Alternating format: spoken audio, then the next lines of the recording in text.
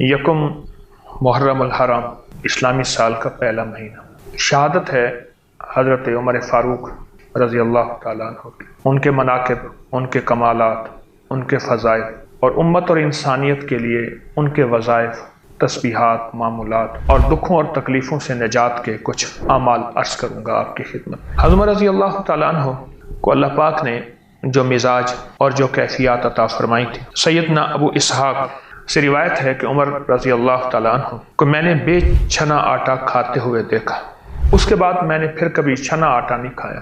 جہاں اس میں طاقت ہے، جہاں اس میں سادگی ہے، جہاں اس میں غنا ہے، اور وہاں اس میں ایک سائنسی راز بھی ہے۔ آج پوری دنیا اور پوری دنیا کی سائنس چھان، بورا، فائبر اور موٹا آٹا، دیسی چکی کا آٹا، پوری دنیا اس پہ آ رہی ہے، کیونکہ سفید آٹے میں ساری بیماریاں ہیں اور موٹے آٹے اور انچھنے آٹے میں ساری صحت ہے۔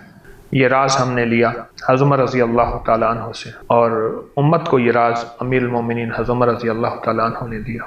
حضرت عمر رضی اللہ تعالیٰ عنہ دور میں قحط پڑا، اور بہت بڑا قحط پڑا۔ آپ ایک جانور پر سوار ہوئے، اس نے راستے میں لید کیا، اس کی لید میں جو کے دانے نظر آئے۔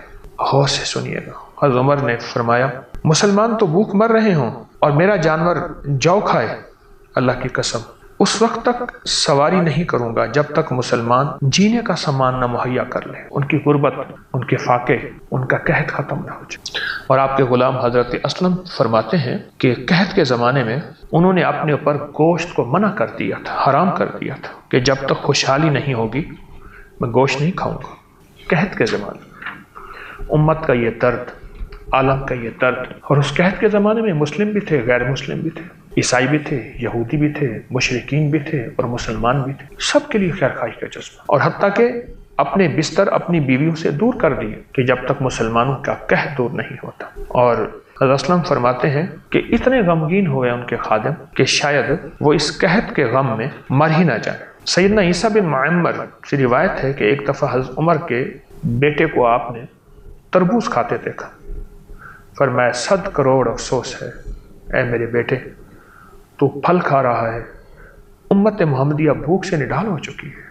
اور اپنے گھی اور روغن، مکھن، بلائی، یہ ساری چیزیں اپنے اوپر منع کر دی تھی، حتیٰ کہ یہاں تک قحط کے زمانے میں اونٹ ذبح ہوئے، اس کے کوہان اور کلیجی کا بہترین گوشت پکا کر حضرت فاروق اعظم کی خدمت میں پیش کیا۔ کہنے لگے ہائے میں کتنا برا حاکم ہوں گا اگر میں عمدہ کھانے کھاؤں اور لوگ بچا کچا کھائیں، لے جاؤ، میں نہیں کھاؤں گا جب تک کہ لوگوں میں تونگری عام نہ ہو جائے۔ اب ایک راز ہے ایسا جو راز ضرور سنیے گا۔ پھر یہ قحط کے زمانے میں جب لوگ مر رہے تھے، جانور ختم ہو گئے، پانی نہ رہا، سبزہ نہ رہا، ہر چیز ختم ہو گئی، تو پھر قحط ختم کیسے ہوا؟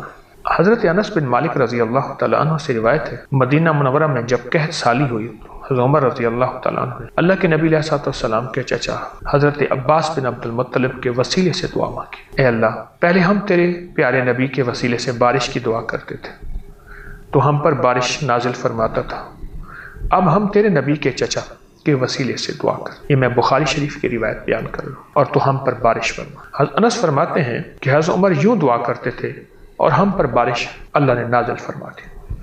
ایک اور روایت عبد الرحمن بن کعب سے روایت ہے مدینہ میں جو قحط آیا تو حضرت عمر پریشان تھے، حضرت بلال مزنی بارگاہ فاروقی میں حاضر ہوئے کہ میں آپ کی طرف اللہ کا قاصد بن کے آیا ہوں، میں نے خواب میں رسول اللہ صلی اللہ علیہ وسلم کو دیکھا، اے عمر میں تجھے بہت دانا سمجھتا رہا اور سمجھتا ہوں، لیکن اب یہ کیا ہو گیا تمہیں؟ یہ سن کر حضرت عمر نے استفسار کیا یہ خواب تم نے کب دیکھا؟ اور میں کل رات کو۔ پھر آپ نے لوگوں کو 2 رکعت نماز پڑھائی اور پوچھا اے لوگوں تمہیں اللہ کی قسم دے کر پوچھتا ہوں کیا تم نے میری ذات میں کوئی ایسی بات دیکھی ہے کہ مزید بہتری کی گنجائش ہو؟ لوگوں نے کہا نہیں۔ پھر آپ نے حضرت بلال کا خواب سنایا تو لوگوں نے اس کی تصدیق کرتے فرمایا حضرت بلال نے بالکل سچ فرمایا، بالکل سچ فرمایا، آپ اللہ کی بارگاہ میں مسلمانوں کے لیے بارش طلب کیجیے۔ چنانچہ حضرت عباس کو لے کر نکلے اور نہایت ہی رقت امیز دعا مانگی اور اللہ نے بارش کرا دی۔ اس معاملے میں اگلی روایت حضرت عمر رضی اللہ تعالیٰ عنہ نے حضرت عمر نے سب لوگوں کو جمع فرمایا اور سب کی نظریں امیر المومنین پر لگی ہوئی تھی، اور آپ نے اپنی دعا کے آخر میں کیا فرمایا؟ اے اللہ، میں اپنی رعایا کے معاملے میں مجبور ہوں، اے پیارے رب، جو کچھ تیرے پاس ہے وہ سب انسانوں کے لیے کافی ہے۔ پھر آپ نے رسول اللہ صلی اللہ علیہ وسلم کے چچا حضرت عباس کا ہاتھ تھاما اور یوں عرض کیا، اے اللہ، ہم تیرے نبی کے چچا اور وہ کے بقیہ اجداد و اکابرین کی دعاؤں کے ذریعے تیرا قرب چاہتے ہیں۔ تیری بات سچی ہے تو خود ارشاد فرماتا ہے کہ وہ دو یتیم لڑکے، سورۃ کہف کی آیت، جن کی دیوار حضرت خضر علیہ السلام نے بنائی تھی، اس کا حوالہ اللہ پاک کی بارگاہ میں دعا میں پیش کیا کہ ان کے نیچے خزانہ تھا، اس کی حفاظت اس لیے ان کا باپ نیک تھا۔ اے اللہ، تو نے بچوں کے باپ کے نیک ہونے کی وجہ سے دیوار کی حفاظت فرمائی، لہٰذا تو اپنے نبی کے چچا کے وسیلے حضرت عباس کے وسیلے سے ہماری حفاظت فرما۔ ہم تیری بارگاہ میں اپنی شفاعت پیش کر رہے ہیں۔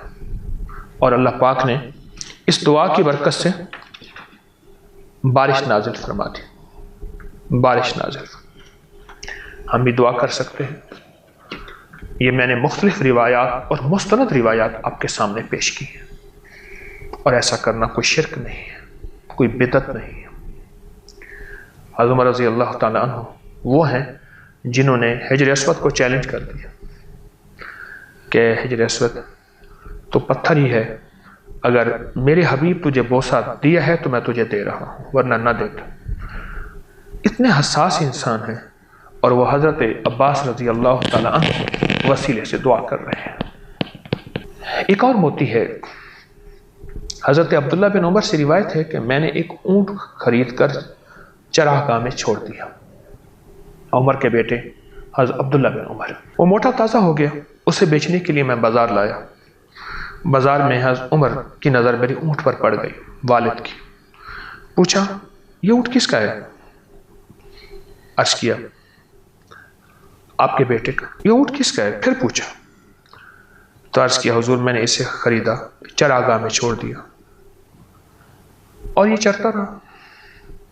حضرت عمر نے طنزیہ انداز میں فرمایا، امیر المومنین کے بیٹے کے اونٹ کو چراؤ، امیر المومنین کے بیٹے کے اونٹ کو پانی پلاؤ، یعنی تمہارے نوکر ہیں؟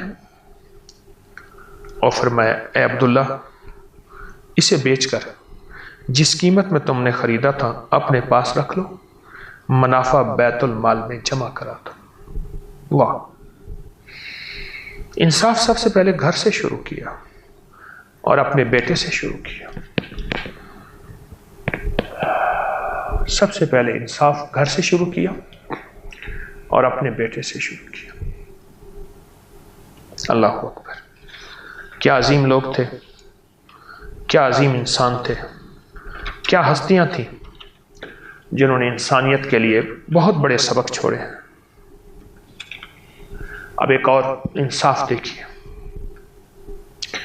شاہ روم کا قاصد آیا، حضرت عمر کی زوجہ نے، آپ کی بیگم نے بیت المال سے 1 درہم قرض لے کر اس کی خوشبو خریدی، اسے بوتل میں ڈال کر قاصد کے ہاتھ شاہ روم کی بیوی کے لیے تحفہ بھیج دیا۔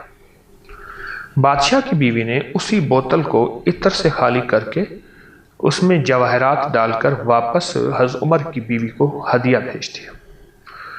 آپ کی بیگم کے پاس جب پہنچا تو حضرت عمر رضی اللہ تعالی عنہ نے وہ تمام جواہرات نکال کر فرش پر بچھا لیے اور پوچھا، یہ کیا ہے؟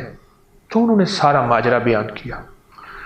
آپ نے ان تمام جواہرات کو بازار میں فروخت کر دیا، ان کی قیمت میں صرف 1 دینار بیوی کو دے کر باقی رقم ساری بیت المال میں جمع کرا دی۔ حکمرانوں، اور کتنے بڑے حکمران، 3 بر اعظم کے حکمران تھے، 3 بر اعظم، اور 3 بر اعظم کے حکمران کی صورتحال یہ ہے کہ ان کے مزاج میں اتنی بڑی احتیاط اور اتنی بڑی کیفیات کہ وہ اپنے آپ کو اس احتیاط سے لے کر چلاتے تھے۔ اس ویڈیو کو لائک اور شیئر کریں، اب کریں یوٹیوب چینل کو سبسکرائب کریں اور روزانہ زیادہ سے زیادہ سبسکرائب کروائیں۔ آپ دوسروں کے لیے صدقہ جاریہ بنیں گے، اللہ پہلے آپ کے دکھ ڈالے گا۔